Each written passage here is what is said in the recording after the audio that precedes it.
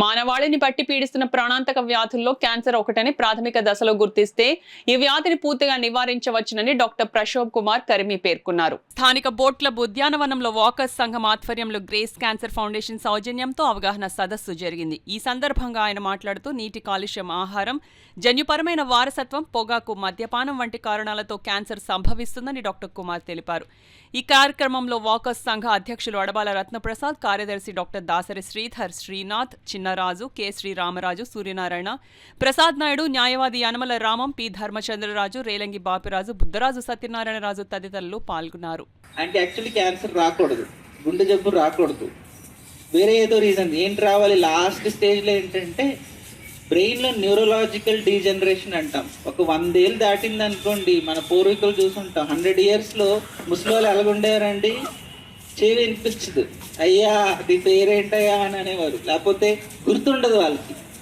అంటే ఏంటి, స్లోగా బ్రెయిన్ డీజనరేషన్ జరుగుతూ ఉంటుంది. ఎప్పుడు 100 years 110 years దాటితేనే.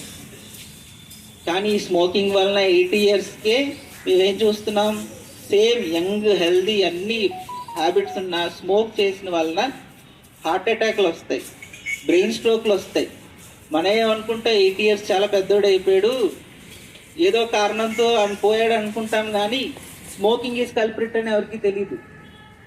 ఎందుకంటే యంగ్ లైఫ్లో అన్నీ చూసాం, ఆడు యాక్టివ్గా ఉన్నారు, స్మోక్ చేస్తున్నారు అనుకుంటాం తప్పితే సర్టెన్ ఏజ్కి వచ్చిన తర్వాత స్మోకింగ్ వలన వచ్చిన ఈ 3 reasons, cancer, cardiac, brain strokes, ఈ 3 ఖచ్చితంగా ఒక 70 to 80 years గ్యాప్లో రావడం ఖాయం. అంటే మేము చూసామండి, మా క్లినిక్లో కూర్చొని ఈయన చాలా యాక్టివ్, సైకిల్ తొక్కుతూ పోతారు, స్మోక్ చేస్తారు, బీడీ చుట్ట. ఆ కాలంలో చుట్ట చాలా ఫేమస్. సైకిల్లో పోతానే అసలు ఒక 40-50 kilometers డ్రైవ్లో ఒక 4-5 చుట్టలు కాల్చేస్తారు ఈజీగా. సో అలాంటి వాళ్ళకి మేము చూసాం ఏం వచ్చినాయి. అలాంటి వాళ్ళందరికీ COPDs వచ్చేసినాయి. లంగ్స్ అన్నీ పాడైపోయి, లేకపోతే లంగ్లో క్యాన్సర్ రావడం, లేకపోతే నోటి క్యాన్సర్ రావడం. ఇవన్నీ మీ వరకు రావండి, ఎందుకంటే పెద్ద వయసు కదా, ఫ్యామిలీ వరకే ఉండిపోతుంది. ఈ హాస్పిటల్లో ఉన్న డేటా కూడా బయటకు రాదు. ఇది మర్చిపోండి, ఎవరైతే స్మోకింగ్ చేస్తున్నారో వాళ్ళకి ఏదో ఒక టైంలో 100% క్యాన్సర్ వచ్చే అవకాశాలు ఉన్నాయి. అందుకే ఫస్ట్ పాయింట్, సినిమాల్లో కానీ బయట కానీ చూస్తూ ఉంటే టొబాకోని బ్యాన్ చేయండి, లేకపోతే టొబాకోని అవాయిడ్ చేయండి, స్టాప్ చేయండి అని ఎందుకు యాడ్స్ వస్తున్నాయంటే అది ప్రూవ్ అయిపోయింది ఆల్రెడీ.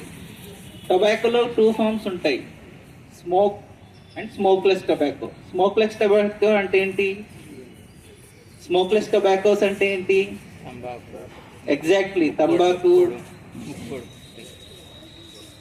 ముక్కుపొడి, గుట్కా, చైనా, ఇవన్నీ స్మోక్లెస్ టొబాకోస్ అండి.